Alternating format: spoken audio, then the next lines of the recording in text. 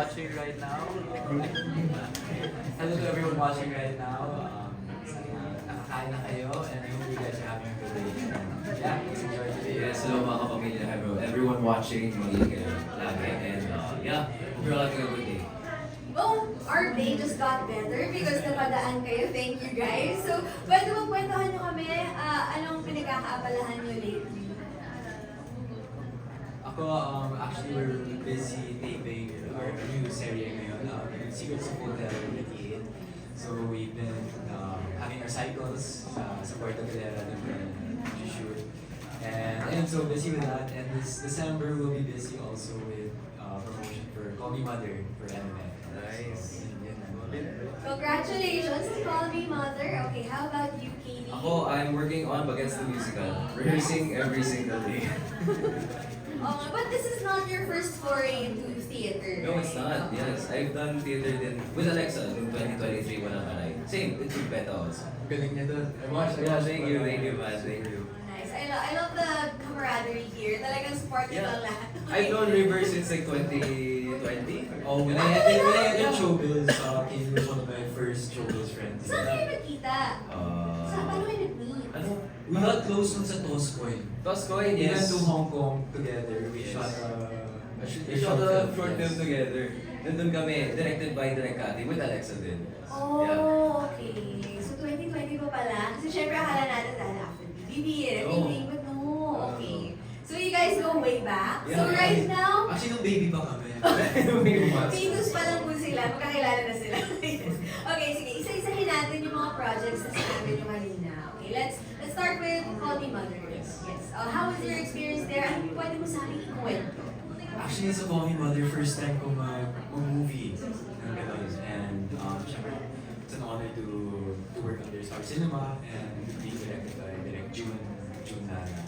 But then, different experience from serie and film. Grabe. But yung set up ng camera, everything revolves, it really moves around yung camera, the 360 talaga.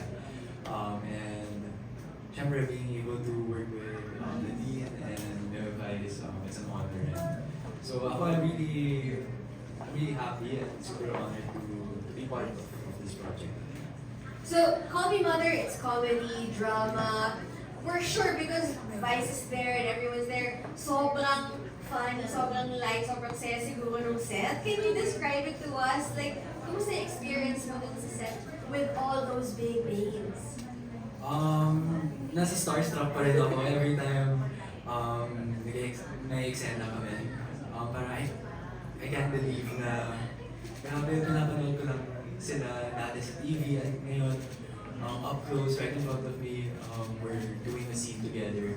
So, I always, minsan during the middle of the scene, I forget and I forget na we're doing a scene pala. Pero ayun, starstruck talaga ako sa kanila and ang galing nila and I'm learning also a lot from them. Well, congratulations on this big Congrats, break, man. River. Yes.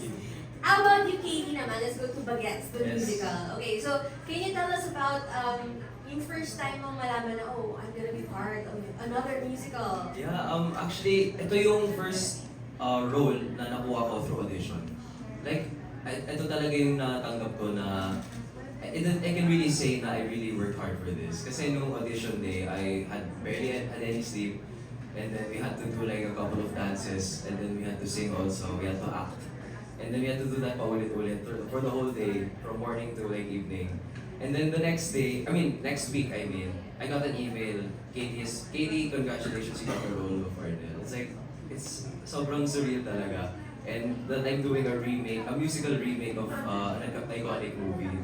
And I'm doing also a character that I really wanted to get. Kasi yung role ni Raymond Alcengro dito, parang si Labor eh. Con, di ba na rich? Ikaw yung fake ko dyan. Kaya nga pala natin close ngayon. Nag-research pala siya. Okay. Thank you, man. Congrats na. Did you have to watch the original for you to portray it? Yeah, not to copy, I said, but to to get an idea, to get yung kung saan siya nanggagaling as a person. Pero I don't really like copy him at all. Kasi we have our own takes on what the character is. And as remakes go, it's really to introduce it to the newer Yes, audience, the newer diba? audience. So baka may mga new audience tayo na hindi alam kung ano yung Bagets. So, Yes. can you tell us about it and ano yung role mo doon? So yeah, Bagets the Musical is a story about 5 young high schoolers and they're just going through life, going through yung mga problems nila sa relationships nila and yeah, through high school lang. So it's like a really fun, easy to watch movie pero may lalim din siya eh. May lalim din siya. And yung character ko dito ay originally played by Raymond Lauchenko and his name is Arnel. Anong role ni Arnel? Arnel is the rich, he's like the richest among the yung grupo nila. And parang siya yung sponsor. Yeah. Siya yung sponsor. So he owns the car that they use. Siya yung nag-sponsor ng pagpatuloy ng kaibigan nila. Okay, so yung original film ay hindi po musical, di ba? Yeah, it's not a musical. It's this one they made it a musical. And our songs are all from that era, 80s songs. Wow! Okay, so magandang trip down memory lane Yes, yan. super. Okay. Now let's go back to Call Me Mother naman. Can you tell us about your role here, River? So, actually, Secret ba? Secret pa. Secret ba? Secret. So, ayun, panoorin nyo na lang po para Sir. malaman nyo kung sino yung character ko. Sige, kapag secret, usually, nagbibigay na lang ng hint. Para may konti namang makuha yung ating friends from the media. Okay, so, is it close to your personality? Or did you have to really channel a different person for this?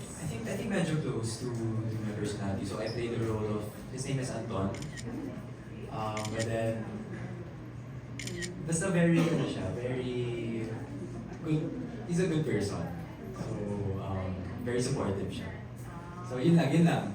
Good person, supportive. Medyo parang ikaw na. It's you, bro. This is you. Okay, thank you. This is for the both of you naman, this question. If you could go back to the start of this year, kasi nga nandito tayo sa December, year-end special. Let's go back to the start of the year. Is there anything that you would have done or approached differently? Interesting question. Siguro for me it would be my fitness. Kasi honestly this year I kind of fell off. And I haven't been super consistent because I've been juggling school also din. And I've been juggling Congrats! Thank you. But yeah, I really wish I dialed in more on my fitness. Pero I think ngayon kahit hindi, kasi usually you would do it next year, reset na lang ako next year resolution. Pero I put myself on the mindset na, hindi, I shouldn't make it a resolution. Dapat yung fitness everyday yan. Yes. Wait, let's go back to your studies. Where are you now in your studies? I'm in Enderun. I'm an MMA student. Not mixed martial arts. Multimedia arts. Multimedia arts student. Multimedia arts, and how many years pa? 2 more years. 2 more years. Two. Ano lang? Lapit na yan. Okay. How about you, River? What would you have done or approached differently this 2025? If I were to do anything differently this 2025, siguro nothing. No regrets. No regrets. I mean, everything.